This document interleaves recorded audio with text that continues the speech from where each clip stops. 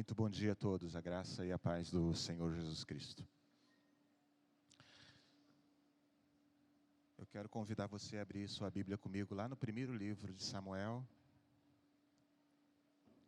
capítulo 17 do primeiro livro de Samuel.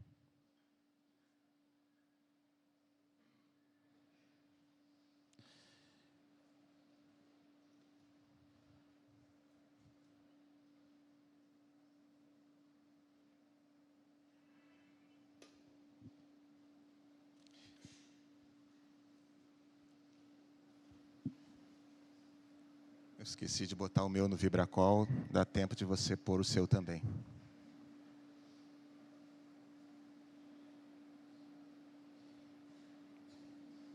Isso é ruim, né? Tem um monte que não botou no Vibracol, mas foi o meu único que fez barulho. Diacho.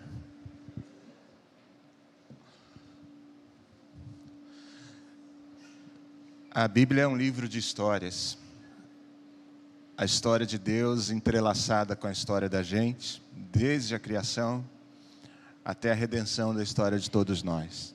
É Deus se entrelaçando com nossos caminhos, fazendo com que o caminho nos resgate dos nossos descaminhos.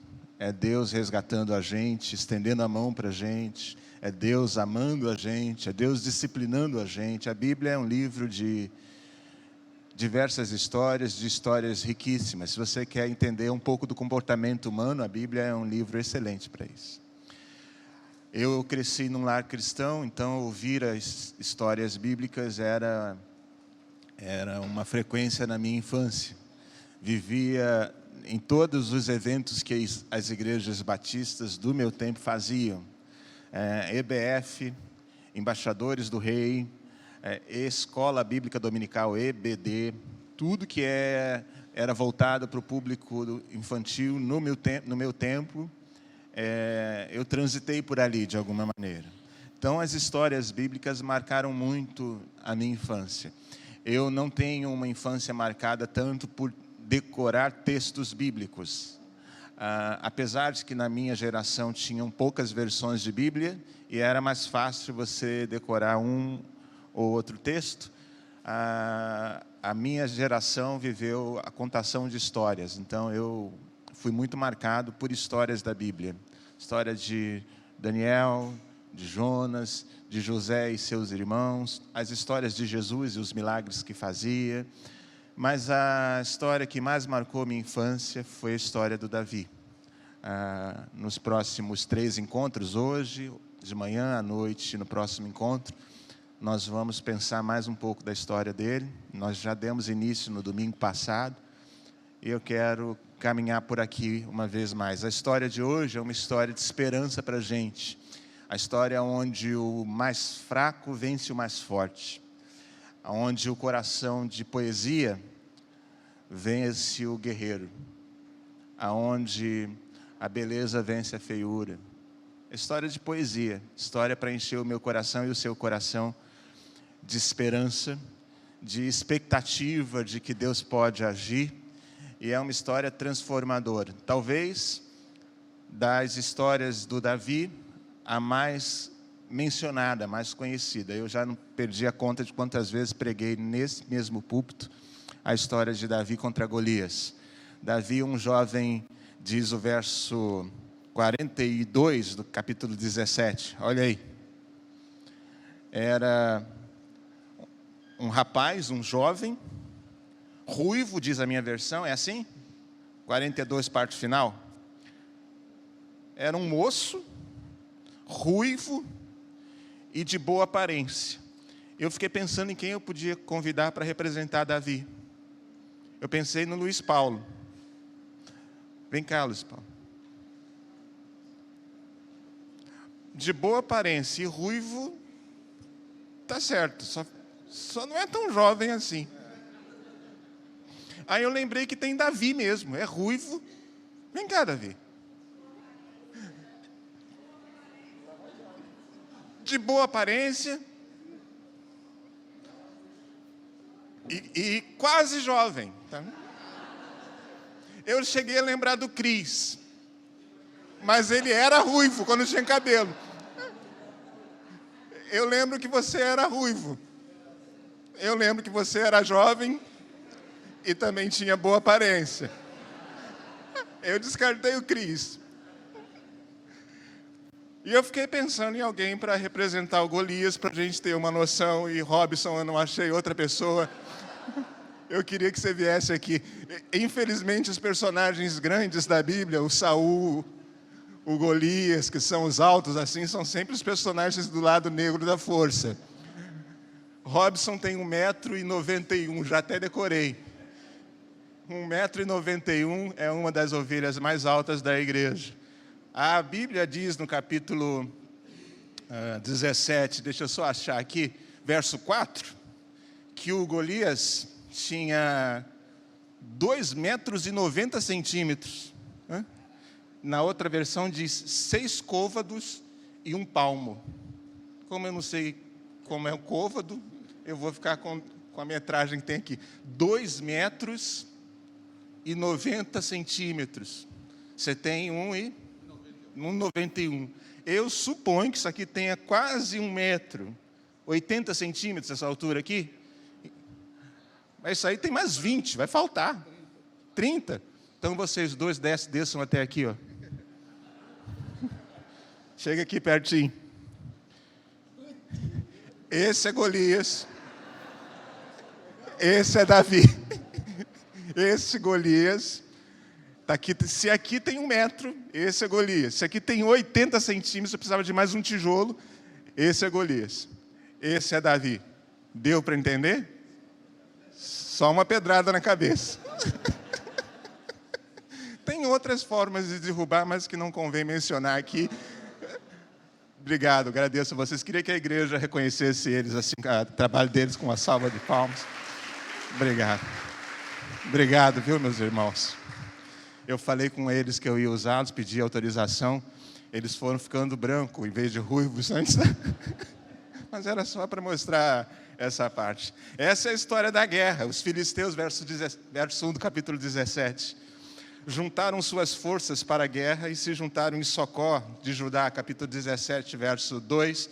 Diz que Saul e os israelitas reuniram-se e acamparam no vale de Elá, posicionando-se em linha de batalha para enfrentar os filisteus.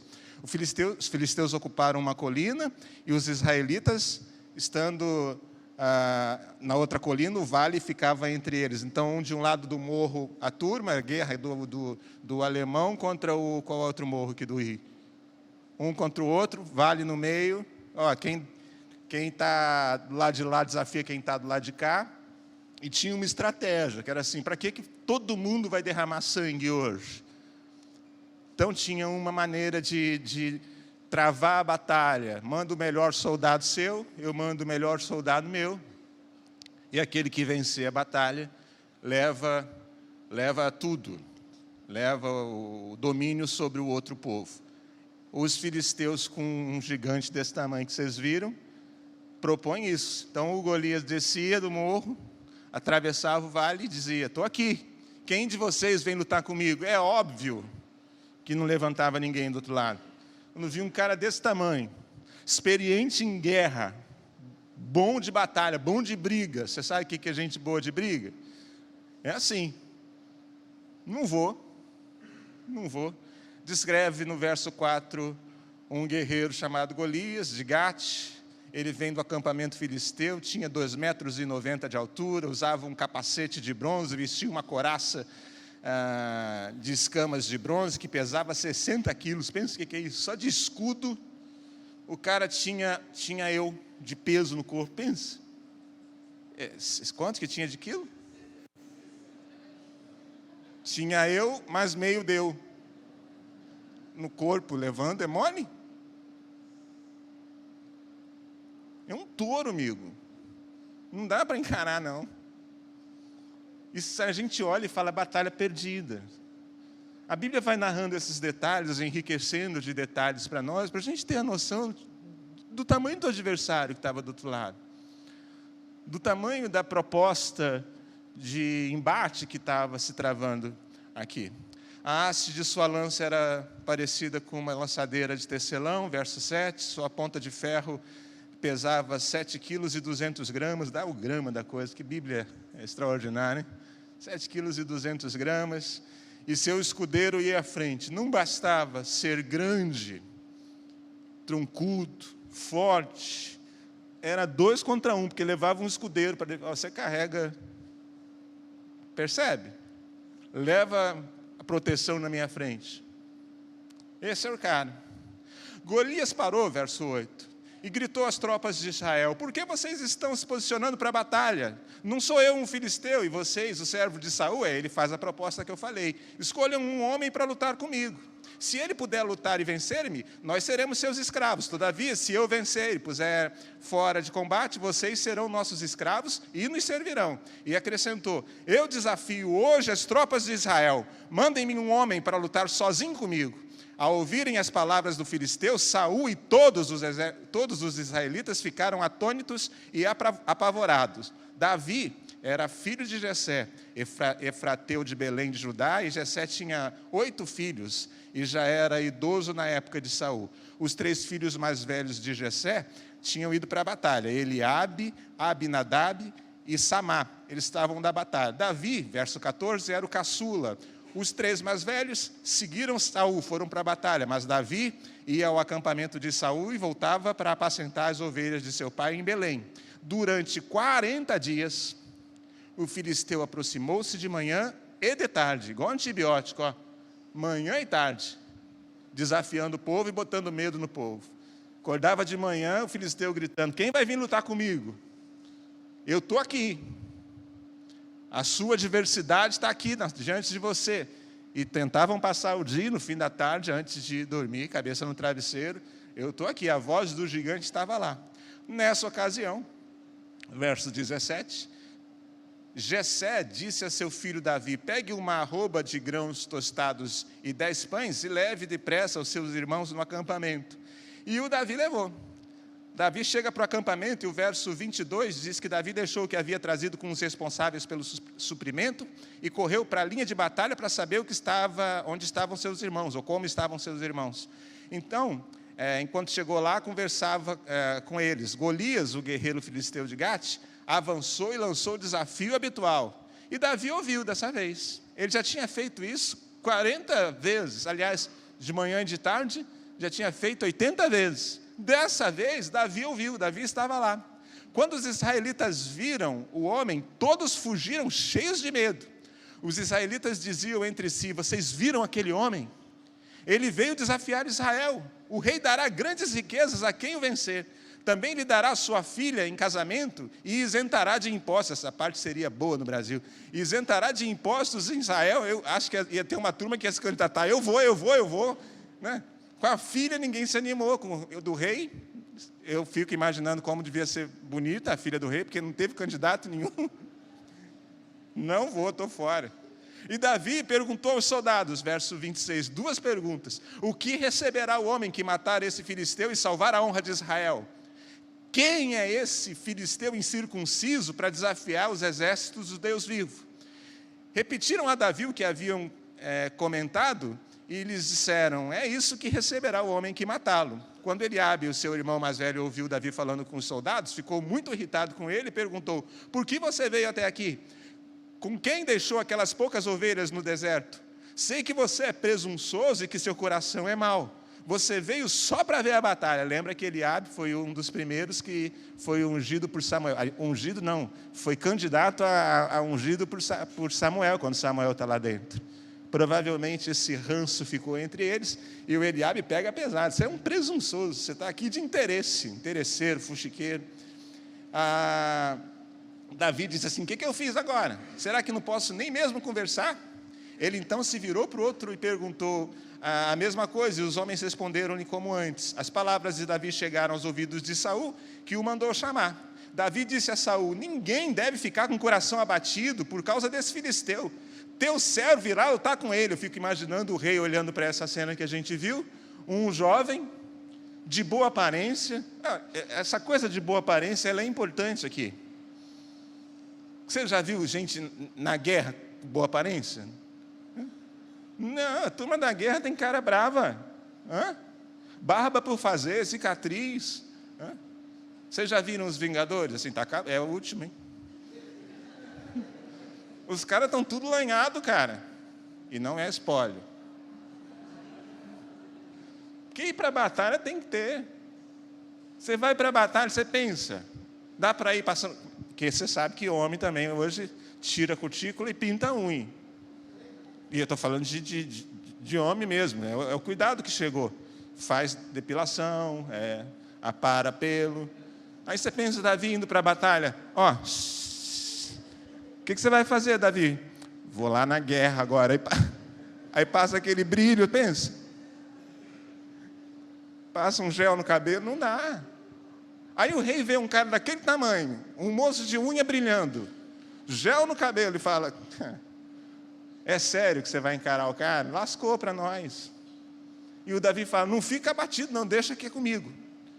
Respondeu Saul, você não tem condições de lutar contra esse filisteu, verso 33. Você é apenas um rapaz latino-americano, sem dinheiro no banco, e ele é um guerreiro desde a mocidade. Não dá, Davi, é o que o rei diz. Você enlouqueceu? Você viu quem é o gigante? Aí fala, viu? Então você não sabe quem você é.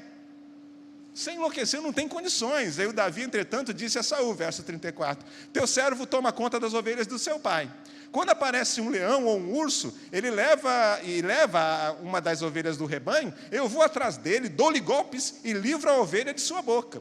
Quando se vira contra mim, eu pego pela juba, olha só, e lhe dou golpes até matá-lo. Teu servo pôde matar um leão e um urso. Esse filisteu incircunciso será como um deles, pois desafiou os exércitos do Deus vivo. O Senhor que me livrou das garras do leão e das garras do urso, me livrará das mãos desse filisteu. Diante disso, Saul disse a Davi, vá, e que o Senhor esteja com você. Saul vestiu Davi com sua própria túnica, colocou-lhe uma armadura, lhe pôs um capacete de bronze na cabeça. Davi prendeu a espada sobre a túnica e tentou andar, pois não estava acostumado com aquilo. E disse a Saul, eu não consigo andar com isso, pois não estou acostumado. Então tirou tudo aquilo, e em seguida pegou o seu cajado, escolheu no riacho 5 pedras lisas, colocou-as na bolsa, isto é, no alforje de pastor, e com sua tiradeira na mão, uma funda, aproximou-se do filisteu. Enquanto isso, o filisteu, com seu escudeiro à frente, 2 contra 1, daquele marmanjão, vinha se aproximando de Davi.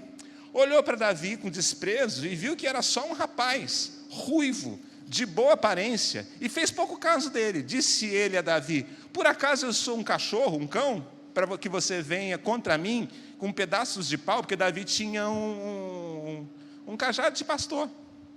É uma vara. Melhorada, mas é uma vara. E o gigante fala, vocês estão de brincadeira. Você está entendendo por que a Bíblia vai dimensionando a coisa bem exagerada do gigante e bem menosprezada do Davi? Isso tem um propósito, é para eu e você entendermos a distância, como é que era díspare a batalha, o enfrentamento, o embate. Você vem com esse pedacinho de pau. E se você, a comparação aqui é como cachorro, né? Eu não sei quantos têm medo de cachorro de verdade, mas você sabe que um pedaço de pau nem serve para isso. Você torce para dar medo nele, porque se ele decidir que vai contra você, lascou. Não é verdade? Esse pauzinho aí, dependendo do cachorro também, que se for um chihuahua, chihuahua não, é aquele magrelinho aqui, que late fino, pinche,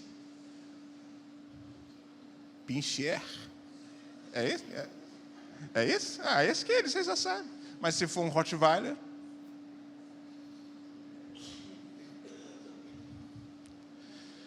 Davi, porém, disse ao filisteu, você vem contra mim com espada, com lança e com dardos, mas eu vou contra você em nome do Senhor dos exércitos, o Deus dos exércitos de Israel, a quem você desafiou. Hoje mesmo o Senhor o entregará nas minhas mãos, eu o matarei e cortarei a sua cabeça. Hoje mesmo darei aos cadáveres do exército filisteu, os cadáveres do exército filisteu, as aves do céu e os animais selvagens, e toda a terra saberá que há Deus em Israel. Todos os que estão aqui saberão que não é por espada ou por lança que o Senhor concede vitória, pois a batalha é do Senhor. Ele entregará todos vocês em nossas mãos. Quando o filisteu começou a vir na direção de Davi, esse correu para a linha de batalha para enfrentá-lo. Tirando uma pedra de seu alforje, arremessou-a com a tiradeira e atingiu o filisteu na testa, de tal modo que ela ficou encravada e ele caiu, dando com o rosto no chão. Assim Davi venceu o filisteu com sua tiradeira e uma pedra, sem espada na mão, derrubou o filisteu e o matou. Essa parte eu gosto muito. Davi correu, pôs os pés sobre ele, não é porque é sanguinolenta não, desembanhou a espada do filisteu, acabou de matá-lo, cortando-lhe a cabeça. É porque no verso 50 diz assim: Davi venceu o filisteu com uma tiradeira e com uma pedra, sem espada na mão, derrubou e fez o quê? E matou. No verso seguinte diz assim: acabou de matar, e matou 2 vezes. Você morreu, mas não morreu direito. Aí Davi vai lá e mata de novo. Quando os filisteus viram que o seu guerreiro estava morto, recuaram e fugiram. E aí a turma de Israel fica forte, fica corajosa, corre atrás dos filisteus, que nessa hora todo mundo fica forte de novo, né? Agora todo mundo encara de novo. Eu me lembrei, quando eu era moleque no colégio, você vê que isso era na minha 6ª, 7ª série. 6ª, 7ª série, quantos anos tem uma criança de 6ª, 7ª série? No nosso tempo. 11, 12? 11, 12. Um dos nossos amigos, o pai era da área militar e tinha, como consequência disso, a arma em casa. E, eventualmente, ele era uma pessoa um pouco exibida, eventualmente ele levava escondido dentro da mochila a arma para o colégio.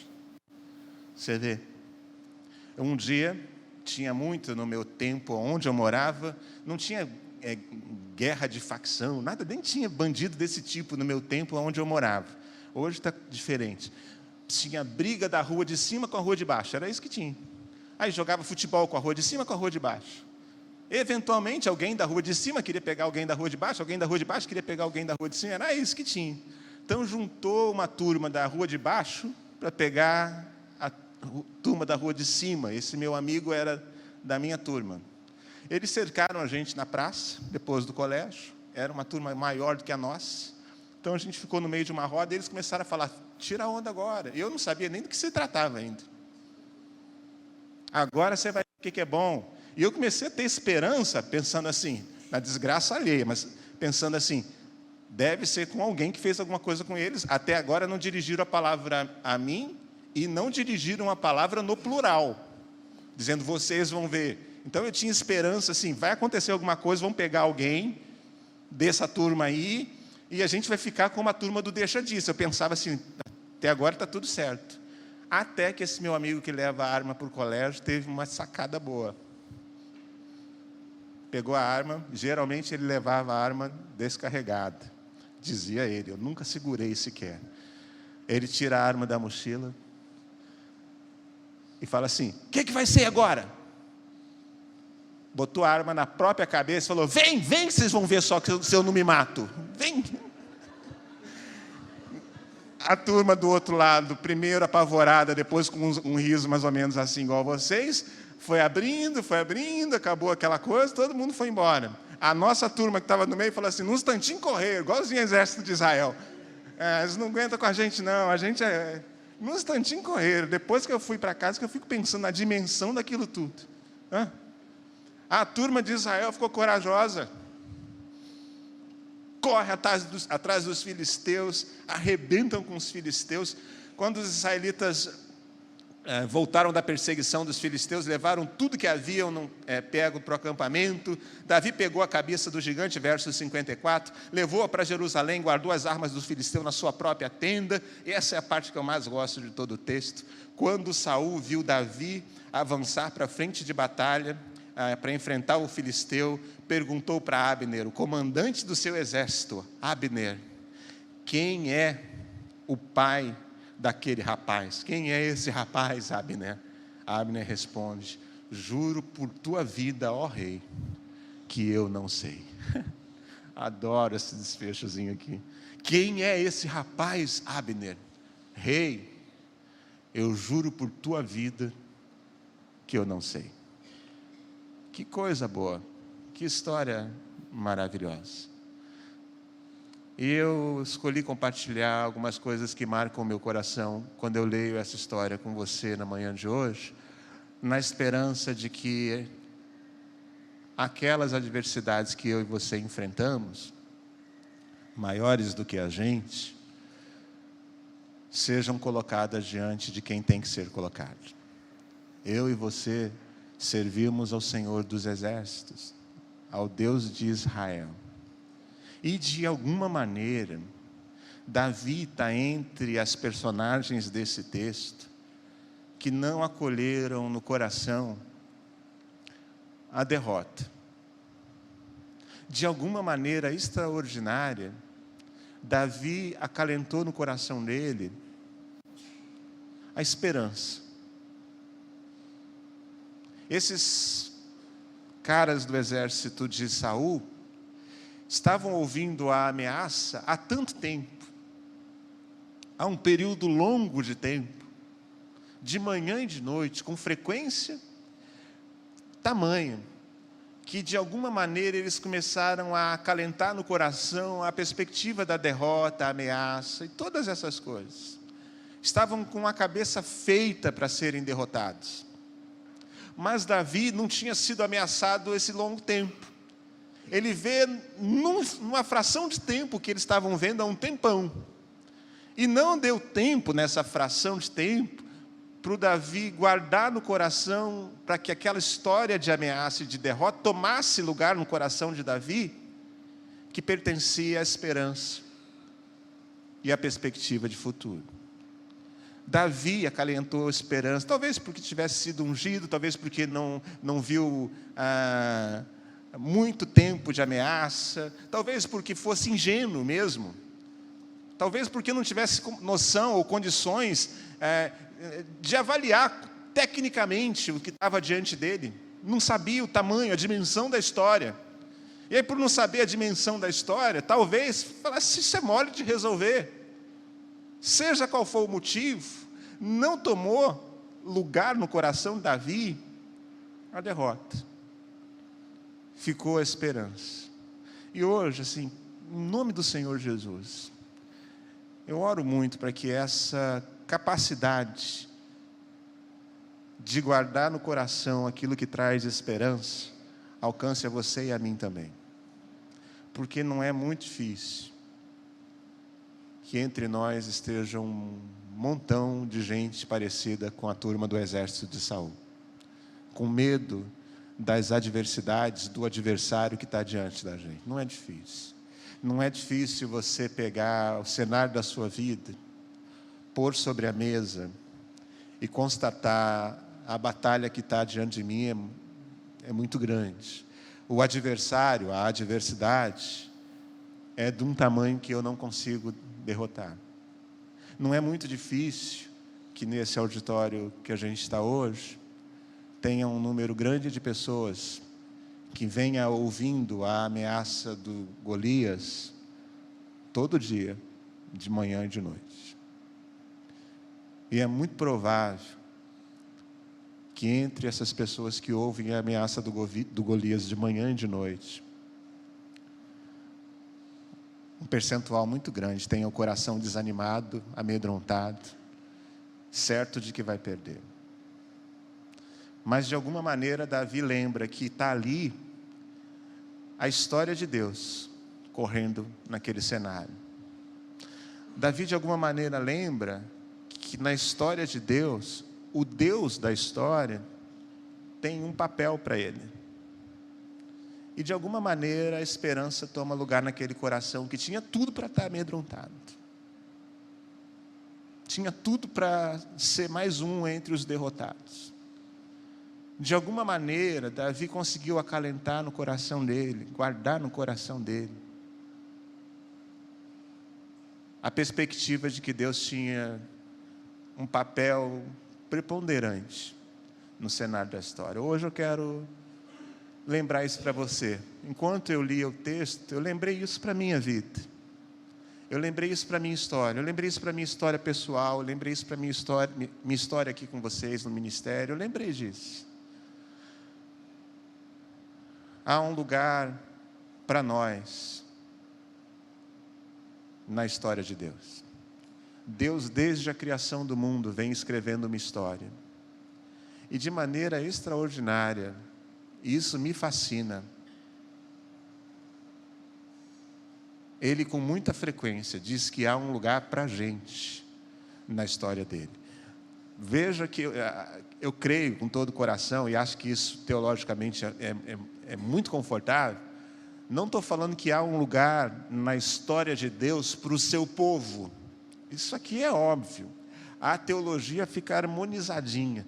O que eu estou dizendo na manhã de hoje é que eu creio de todo o coração que na história de Deus, que tem um lugar para o seu povo, há um lugar para Wesley. O que eu estou dizendo é que na história de Deus, que vem cortando esse cenário desde o Éden, até o dia em que Ele encontrará com a gente em glória, tem um momento nessa história que Ele entra no meu quarto e diz: eu vim aqui porque eu vim te ungir rei. Na história que eu estou escrevendo, tem um lugar para você. Eu vim aqui porque você vai ser restauradora de brechas. Não é que eu escolhi assim um povo, e no meio do povo, se você entrar lá, você faz alguma coisa. De vez em quando, Samuel bate na nossa porta e nos lembra assim, nesse rumo de história de Deus, Ele tem um plano para você. Parece para mim que Davi foi uma personagem que, de uma maneira extraordinária, conseguiu guardar no coração essa voz, e não a voz do Golias, que 40 dias, manhã e noite, dizia: você vai ser um derrotado. Hoje, de manhã, eu vim orar com você na esperança de que seja acesa novamente no seu coração, e no meu também, a percepção de que há um lugar para mim e para você na história de Deus. Mais do que isso, parece a mesma coisa, mas é diferente um pouquinho, é para além um pouquinho. Há um lugar para a gente na história de Deus, mas eu oro muito para que haja um lugar para Deus na história da gente. Parece a mesma coisa, mas eu vou tentar explicar.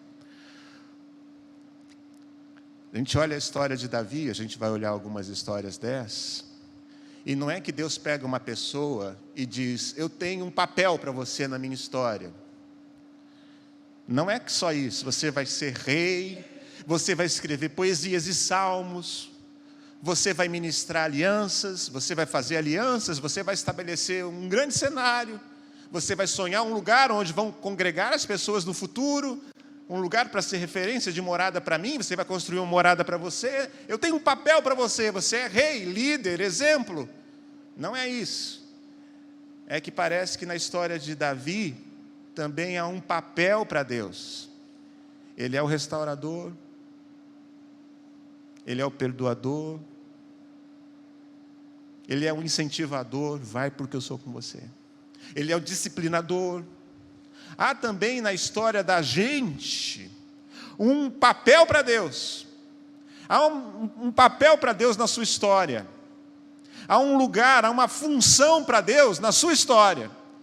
Você e eu não nos reunimos aqui para cumprir a agenda. Vocês são do tempo que tinha caderneta no colégio? Tinha na entrada 3 carimbos, não era isso? Presente, não lembro a cor, mas atrasado, chegasse lá um tempo atrasado, e se tivesse em branco, aquele lugarzinho que era para ter carimbo no dia anterior, e não tem, é porque você não foi ou não levou a caderneta. Aí carimbava 2 vezes, ausente e presente no outro dia. Aqui não é reunião de gente que tem caderneta de igreja para apresentar no céu. A gente reúne aqui, eu e você, na expectativa, na esperança de que esse papel que Deus tem para nós seja conhecido. E a gente pode dizer: usa-me, Senhor, eu estou disponível. A gente se reúne aqui para se disponibilizar e falar: Senhor, faça em mim o que tu queres, ou seja, cumpra o teu papel na minha história. Não só me use com um papel na sua história, mas seja o Senhor fator de transformação na minha história. E só assim, quando a gente entende isso, a gente pode vir com as vidas nas mãos, às vezes em caquinhos, aqui à frente juntos, e falar: Senhor, cuida de mim. Em outras palavras, cumpra o teu papel na minha história de vida. Parece que Davi é essa personagem que entra nesse culto onde todo mundo de nós está com a cabeça derrotada, e ele vem para frente e lembra a gente: não, Deus tem um papel para mim, e Deus tem um papel em mim. E isso é tão forte que contagia todo o exército de Israel. Isso é tão forte que o rei Saul vira para Abner, o chefe do exército, e diz: Abner, quem é esse homem? Quem é essa pessoa? Isso impressiona. Deveria, se nós avaliássemos com critério e com rigor, ter tocado o coração do rei a ponto: eu gostaria que tivesse sido desse jeito, na minha história seria o fim ideal para essa cena.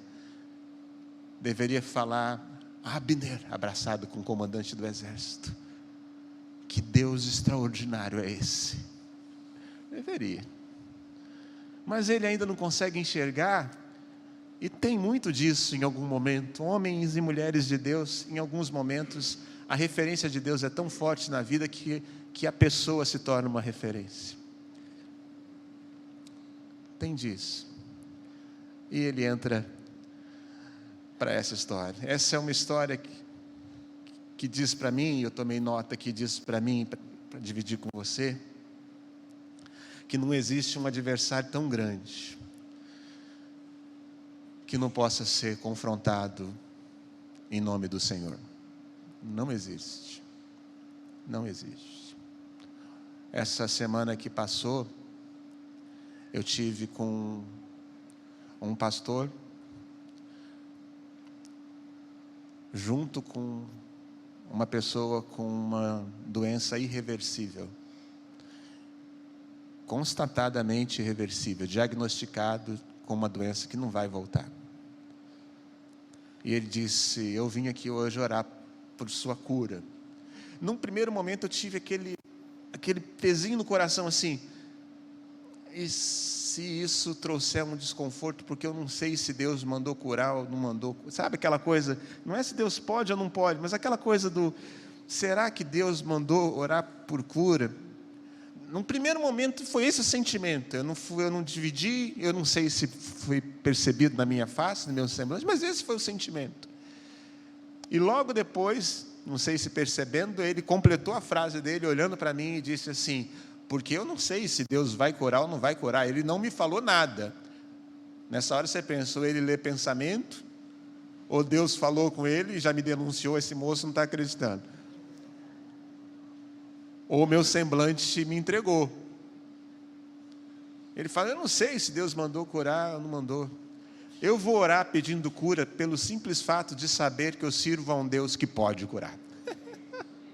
Extraordinário. Ele está dizendo: eu não sei se Ele vai fazer, mas eu sei a quem pedir, porque eu sei que Ele pode. Não tem adversário tão grande que a gente não possa hoje colocar diante do Senhor e falar: Senhor, Golias hoje está aqui. Aliás, está aqui há 40 dias.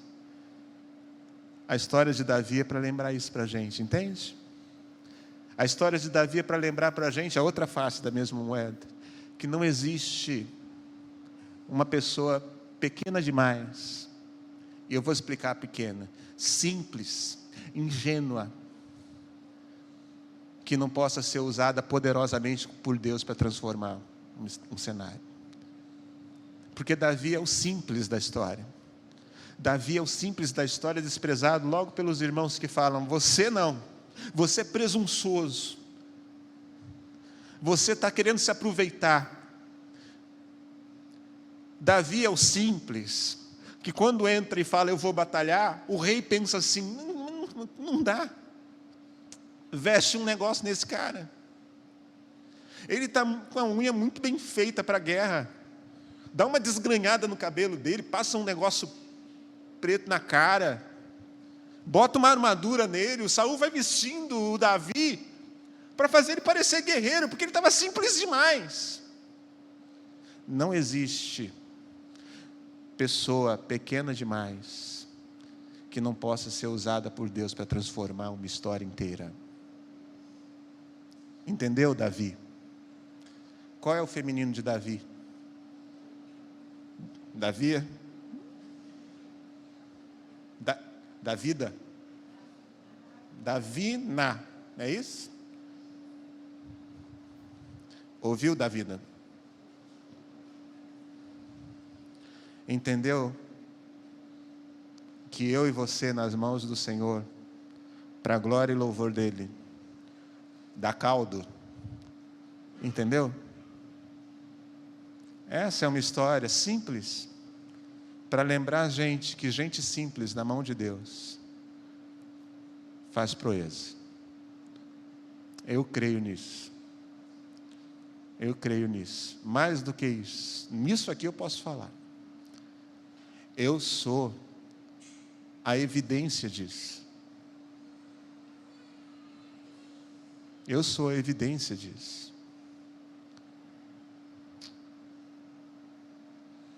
Provavelmente no nosso auditório que me ouve toda semana,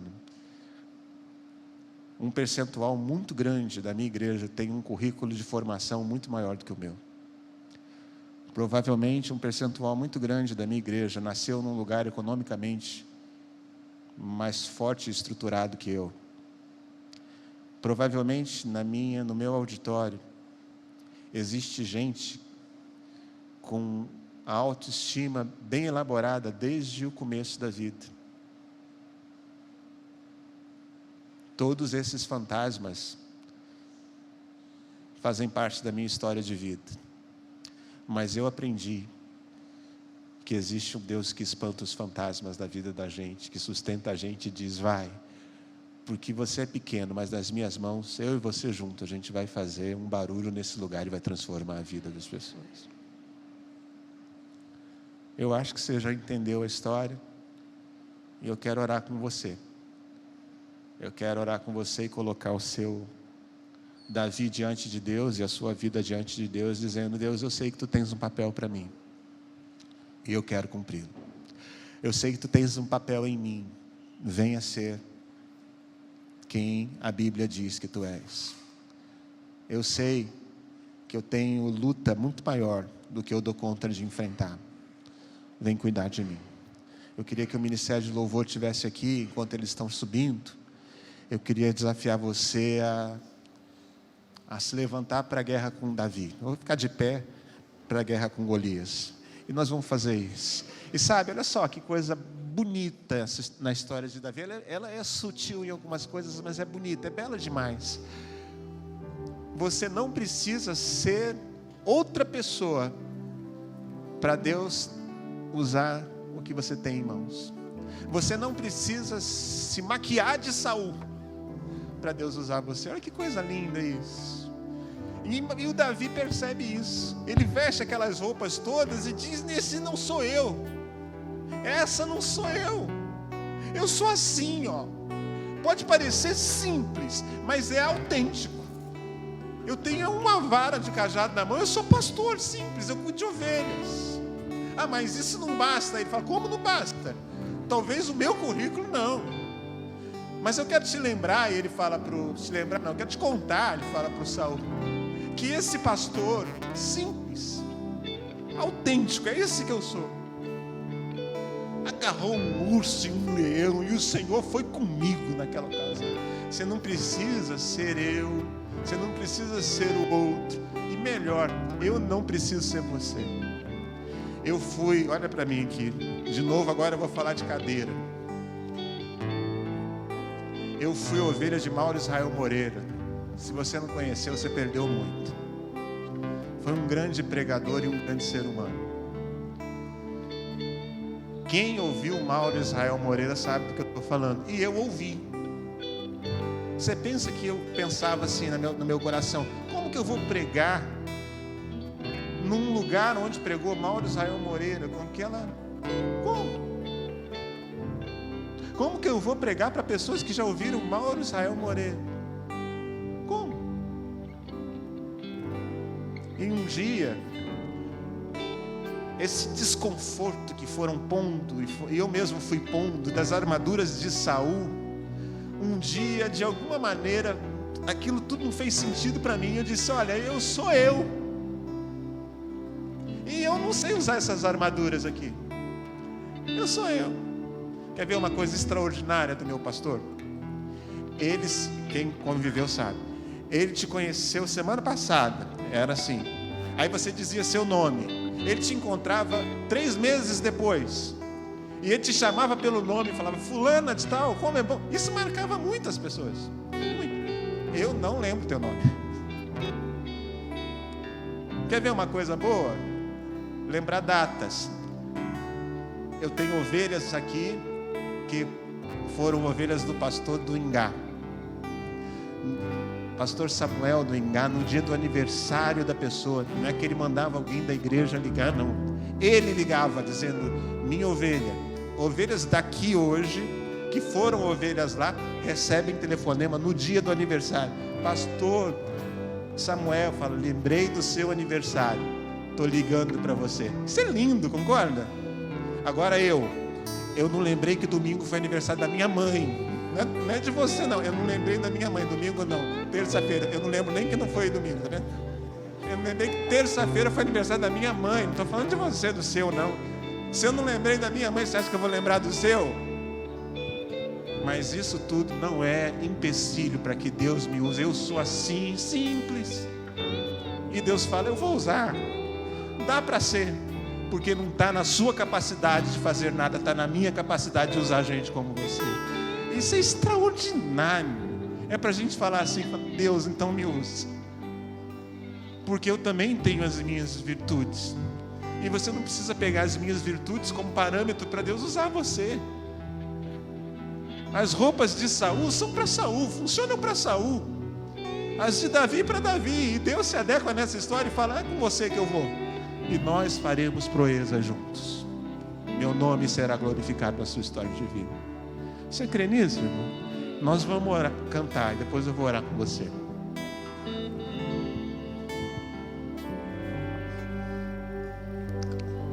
Obrigado por tudo que Tu és em nós, Senhor.